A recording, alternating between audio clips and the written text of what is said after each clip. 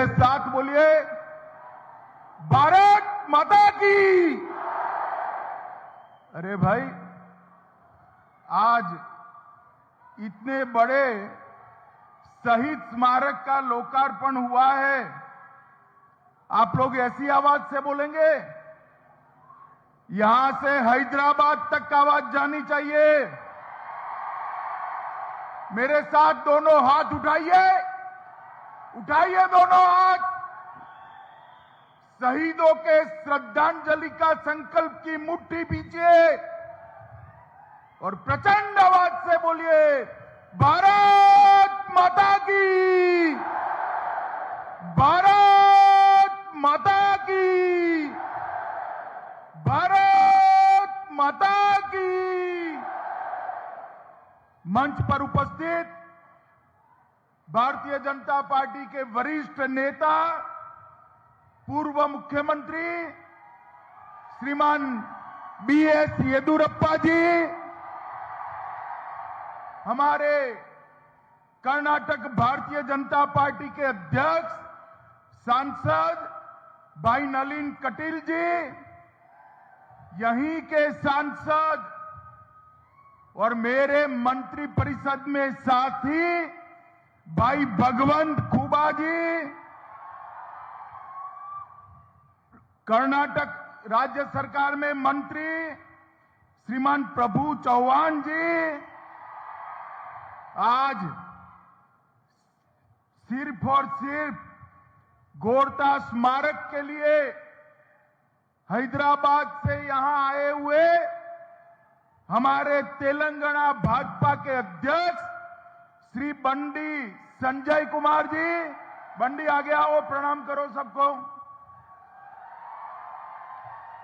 हमारे भाजपा के वरिष्ठ नेता, तेलंगाना भाजपा के प्रमुख नेता श्रीमान इटेला राजेंद्र जी, सांसद उमेश यादव जी, सांसद राजा अमरेश्वर नायक जी, उपस्थित सभी विधायकगण और आज गोरता के अमर हुतात्मा को श्रद्धांजलि देने के लिए आए हुए प्यारे भाइयों, बहनों, माताओं और मेरे जिगर के टुकड़े जैसे युवा मित्रों, सबसे पहले भगवान बसवेश्वर की पवित्र भूमि पर आकर जगत ज्योति बसवन्ना को प्रणाम कर कर मेरी बात की शुरुआत करना चाहता हूं। बसवन्ना ही थे जिन्होंने समग्र दुनिया के अंदर सबसे पहले लोकतंत्र और संवाद की शुरुआत की, अनुभव मंडपम के माध्यम से। यही भूमि से वो ज्योति समग्र दुनिया के जीवों का कल्याण करने के लिए आगे बढ़ी। यही है श्री गुरु नानक साहब का जीरा साहिब और यही है नरसिंह जर्नी मंदिर। ये सभी स्थानों को मैं प्रणाम कर कर मेरी बात की शुरुआत करना चाहता हूं। मित्रों, मेरे जैसे भावुक कार्यकर्ता के लिए आज का दिन मेरे जीवन का बहुत महत्वपूर्ण दिन है, क्योंकि यही गोरता गांव के अंदर सैकड़ों लोगों को क्रूर निजाम की सेना ने सिर्फ 2.5 फुट का तिरंगा फहराने के लिए मौत के घाट उतार दिया था। आज मैं गर्व के साथ कह रहा हूं, उसी भूमि पर कोई न छू पाए इतना बड़ा 103 फुट ऊंचा तिरंगा फहराने का काम आज यहां पर हुआ है। यही भूमि पर वो अमर हुतात्माओं का, अमर शहीदों का स्मारक भी बनाया गया है। ये 20 फुट ऊंची सरदार साहब की प्रतिमा इसका प्रतीक है कि हैदराबाद से निजाम को हटाने में हमारे पहले गृह मंत्री सरदार वल्लभ भाई पटेल ने बड़ी भूमिका अदा की थी और इसी के कारण ये हमारा आज का एक क्षेत्र, ये बीदर भारत का हिस्सा बन पाया था। आज मैं इस मंच से बड़े आदर के साथ सरदार पटेल की स्मृति को श्रद्धांजलि अर्पित करता हूं, जिन्होंने हैदराबाद को आजाद कराने का काम किया। मित्रों, यहीं पर 8 साल पहले मैं आया था, भारतीय जनता पार्टी का अध्यक्ष था और मैंने यहीं पर भूमि पूजन किया था। युवा मोर्चा के कार्यकर्ताओं को जिम्मेदारी दी थी कि एक अस्मरणीय, जिसका विस्मरण हो ही न सके, ऐसा अविस्मरणीय स्मारक बनाइए जिससे सैकड़ों सालों तक घोरता के शहीदों को श्रद्धांजलि पूरा देश दे पाए। और आज मुझे बहुत आनंद कि घोरता के शहीदों के स्मारक का उद्घाटन भी मेरे हाथों ही हुआ है। मित्रों, आज मैं कहकर जाता हूं, एक बार आप पूर्ण बहुमत की भारतीय जनता पार्टी की सरकार बना दीजिए। 50 करोड़ की लागत से यहां पर बहुत बड़ा स्मृति स्थान और साउंड एंड लाइट प्रोग्राम हम बनाएंगे, जिससे न केवल कर्नाटक, देश भर से आने वाले यात्रियों को एक घोरता के महान शहीदों की गाथा सुनाई जा सके। ये स्मारक तो भारतीय जनता पार्टी के कार्यकर्ताओं ने बनाया है, मगर चुनाव के बाद भारतीय जनता पार्टी की नई चुनी हुई सरकार 50 करोड़ रुपए की लागत से यहां बहुत बड़ा स्मारक बनाएगी। मित्रों, 9 मई 1948 पूरा देश आजाद हो चुका था, मगर क्रूर निजाम के पंजे से हमारा ये बीदर क्षेत्र और पूरा हैदराबाद और मराठावाड़ आजाद नहीं हुआ था। ये तेलंगाना की सरकार आज भी हैदराबाद विमोचन दिन, हैदराबाद मुक्ति दिन मनाने में संकोच कर रही है, मगर हमने मोदी जी के नेतृत्व में तय किया है कि हर हैदराबाद विमोचन दिन पर हम भव्य सरकारी कार्यक्रम मनाकर हैदराबाद मुक्ति का कार्यक्रम करेंगे। गत साल तेलंगाना में हुआ था, इस साल भी तेलंगाना में करेंगे और अगले साल जब स्मारक बन जाएगा 50 करोड़ रुपए से, हम एक घोरता गांव में ही वो हैदराबाद मुक्ति का कार्यक्रम करेंगे। मित्रों, 200 लोगों का शहीद स्थान, जहां के मुंशी स्वयं आए और आज वहां पर एक भव्य स्मारक देखकर मन को बड़ी शांति होती है। कांग्रेस की जो तुष्टीकरण की राजनीति रही, उसके कारण वोट बैंक की लालच में उन्होंने कभी भी आजादी के लिए, हैदराबाद मुक्ति के लिए जिन लोगों ने संग्राम किया, उनको याद नहीं किया। भगवान भला करे, सरदार पटेल की स्मृति का उनको अमर बनाए। सरदार पटेल न होते तो हैदराबाद कभी आजाद न होता, अपना बीदर भी कभी आजाद न होता। और मित्रों, भारतीय जनता पार्टी तुष्टीकरण की राजनीति में नहीं मानती। एक कांग्रेस पार्टी ने अभी कल ही हमारी भारतीय जनता पार्टी की सरकार ने तय किया कि रिजर्वेशन के अंदर हम बदलाव करेंगे।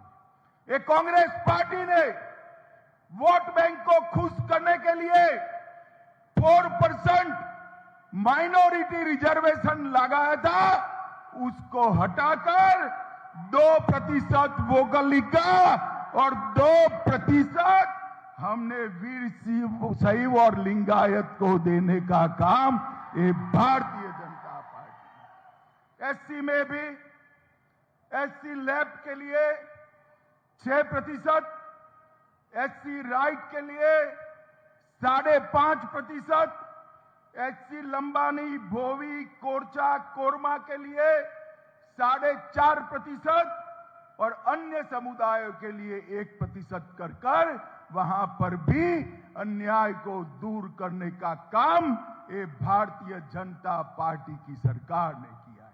मित्रों, ये जो माइनॉरिटी को आरक्षण दिया था ना, वो संविधान सम्मत नहीं था।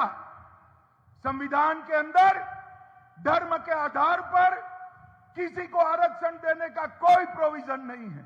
ये कांग्रेस सरकार ने अपनी तुष्टीकरण की राजनीति के कारण माइनॉरिटी को रिजर्वेशन दिया था। वो माइनॉरिटी का रिजर्वेशन भारतीय जनता पार्टी की सरकार ने समाप्त कर वोकलिगा और लिंगायत समाज को देकर बंधारण के स्पिरिट को लागू करने का काम किया है। मैं बसवराज जी को इस मंच से बहुत बहुत बधाई देना चाहता हूं। मित्रों, आज मैं जब यहां आया हूं तब कहना चाहता हूं, ये कांग्रेस पार्टी कर्नाटक का कभी भला नहीं कर सकती। उनको तो बस एक एटीएम चाहिए, जिस एटीएम से हर रोज कार्ड डालते ही पैसा बाहर आए। आप मुझे बताओ बिदर वालों, कर्नाटक को आप कांग्रेस का एटीएम बनाने के लिए तैयार हो क्या? तैयार हो क्या? कांग्रेस के भ्रष्टाचार को सहन करोगे क्या? कर्नाटक का विकास केवल और केवल नरेंद्र मोदी जी के नेतृत्व में हो सकता है। भारतीय जनता पार्टी की पूर्ण बहुमत की सरकार ही कर्नाटक को विकास कर सकती है। गत चुनाव में येदियुरप्पा जी के नेतृत्व में आपने 104 सीट दी, मगर कुछ कम पड़ गई। जैसे ही कम पड़ी, ये जेडीएस वाले कांग्रेस की गोदी में जाकर बैठ गए। मित्रों, सबसे कम सीट जेडीएस की थी, सबसे कम, और मुख्यमंत्री बन गए कुमारस्वामी जी। बताइए, येदियुरप्पा जी का अधिकार था। सबसे ज्यादा सीटें कर्नाटक की जनता ने येदियुरप्पा जी को दी थी और वो बन गए मुख्यमंत्री। जेडीएस और कांग्रेस एक ही ठेले के चट्टे पट्टे हैं, जो केवल और केवल भ्रष्टाचार करते हैं। वो कर्नाटक का भला नहीं कर सकते। कर्नाटक का भला करना है तो केवल और केवल नरेंद्र मोदी जी के नेतृत्व में भारतीय जनता पार्टी ही कर सकती है। मित्रों, येदियुरप्पा जी मुख्यमंत्री बने उसके पहले ये पूरे क्षेत्र को हैदराबाद कर्नाटक कहा जाता था, क्योंकि यहां हैदराबाद के निजाम का शासन था। ये गुलामी की निशानी को कांग्रेस आगे बढ़ाती थी। येदियुरप्पा जी ने हैदराबाद कर्नाटक को कल्याण कर्नाटक का नाम देने का काम हमारे येदियुरप्पा जी ने किया। और येदियुरप्पा जी ने 3000 करोड़ भी कल्याण कर्नाटक के विकास के लिए दिए। और इस बजट में बसवराज बोम्मई जी ने 5000 करोड़ रुपया कर्नाटक के कर्नाटक के कल्याण के लिए दिए हैं। मित्रों, आज मैं आपको इतना ही कहना चाहता हूं, चाहे कांग्रेस पार्टी कुछ भी कह ले, हमने ढेर सारे मुद्दे सुलझाए हैं। ऊपरी भद्रा परियोजना हो, कालसा बंडूरी परियोजना हो, ऊपरी कृष्णा का दूसरा चरण हो, येतिना हॉल पेयजल परियोजना हो, ये सारे केंद्र सरकार और राज्य सरकार ने सुलझाए हैं। बिदर के लिए 7700 करोड़ से 411 किलोमीटर लंबी बिदर कलबुर्गी बल्लारी रोड का निर्माण भारतीय जनता पार्टी की सरकार ने चालू किया है। गंगा कल्याण योजना छोटे और सीमांत किसानों के लिए 1115 करोड़ की योजना भारतीय जनता पार्टी लेकर आई। बिदर में 5 करोड़ की लागत से मॉडल विश्वविद्यालय बन रहा है। बिदर में central institute of petrochemical engineering को लाने का काम भारतीय जनता पार्टी की सरकार ने किया है। पीएम किसान और के माध्यम से राज्य के 54 लाख किसानों को हर साल 10,000 रुपया सीधा उनके बैंक अकाउंट में डालने का काम ये भारतीय जनता पार्टी की सरकार करती है। मित्रों, अनेक प्रकार के विकास के काम भारतीय जनता पार्टी की सरकार ने किए हैं। मोदी जी ने हर गरीब को घर के अंदर गैस, घर में ही शौचालय, घर में बिजली, हर गरीब व्यक्ति को 5 किलो अनाज फ्री ऑफ कॉस्ट और इसके साथ साथ हर गरीब को 5 लाख तक का पूरा इलाज मुफ्त कर देश के 60 करोड़ गरीबों का कल्याण करने का काम देश के नेता हमारे प्रधानमंत्री नरेंद्र मोदी जी ने किया है। मोदी जी ने देश को सुरक्षित किया है। मुझे बताओ बिदर वालों, अयोध्या में राम मंदिर बनना चाहिए या नहीं बनना चाहिए? जोर से बोलो, बनना चाहिए या नहीं बनना चाहिए? ये कांग्रेस पार्टी इतने सालों से राम मंदिर को लटका रही थी, अटका रही थी, भटका रही थी। मोदी जी ने एक दिन सुबह सुप्रीम कोर्ट का फैसला लाया और उसी दिन एक भूमि पूजन कर भव्य राम मंदिर की नींव डालने का काम किया है। मुझे बताओ भाइयों बहनों, ये कश्मीर जो है हमारा है या नहीं है? अरे बिदर वालों, जोर से बोलो, है या नहीं है? धारा 370 हटनी चाहिए थी या नहीं हटनी चाहिए थी? ये कांग्रेस पार्टी वोट बैंक की राजनीति के कारण धारा 370 नहीं हटाती थी। मोदी जी ने 5 अगस्त 2019 को धारा 370 को समाप्त कर कश्मीर को हमेशा के लिए भारत का हिस्सा बनाने का काम नरेंद्र मोदी। और मित्रों, आज हमारा कश्मीर खुशहाल है, कोई आतंकवाद नहीं है, विकास के रास्ते पर चल पड़ा है। चाहे कल्याण कर्नाटक हो, चाहे मुंबई कर्नाटक हो, चाहे दक्षिण कर्नाटक हो, चाहे बेंगलुरु हो, कर्नाटक के संतुलित विकास के लिए केवल और केवल भारतीय जनता पार्टी को वोट देना है। मित्रों, आज मैं कह कर जाता हूं, मैं गोरटा फिर से आऊंगा 1.5 साल के बाद और एक भव्य स्मारक जो राज्य सरकार 50 करोड़ की लागत से बनाने वाली है, इसका उद्घाटन करने के लिए फिर से आपको मिलने आऊंगा। आप लोग बताइए, भारतीय जनता पार्टी को वोट देंगे क्या? सुनाई नहीं पड़ता है, हाथ उठाकर बताइए, देंगे? कमल के निशान पर बटन दबाएंगे? मोदी जी के हाथ मजबूत करेंगे? तो मेरे साथ दोनों हाथ उठाओ दोनों हाथ, विजय के संकल्प का मुट्ठी बींचिए और प्रचंड आवाज से बोलिए, भारत माता की, भारत माता की, वंदे वंदे।